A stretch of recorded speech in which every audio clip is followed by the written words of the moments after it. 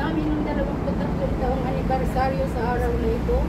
Hinihiling namin na basbasan mo kami ng iyong sagradong bendisyon at pagpapala habang ipinagdiriwang namin ang 23 taon sa araw na ito.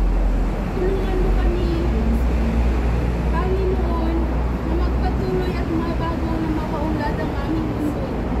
Maging masigla, masigasig at magpapatuloy na isang katuparan ng aming mga hangarin na mabuo na isang tunay na tagasunod ng iyong kagustuhan, na may malalim na ugnayan na paglilingkod na kinikilala, minamahal at tinutulungan. Ninanais namin, Panginoon, ng lunduyang ito'y nagkakaisa kung saan nagmamahalan ng bawat kasama sa lunduyang ito'y bilang magkakapatid na isang pamilya, na mapaunlad at mapayaman ng lubos ng iyong ikakadakila.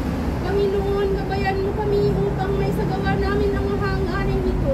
Tulungan mo kami na makaigting ang gawain espiritual. Palakasin mo kami sa pananampalataya, pag-asa at pagmamahal. Likhain mo kami na isang na isinasabuhay at ibinabahagi ang iyong mga banal na salita. Mahal na Panginoong Diyos, amang kapayapaan at mabuting paglalakbay. Akayin mo at ingatan mo kami magkakapatid sa paglalakbay ng buhay upang may sagawa namin ng iyong kagustuhan.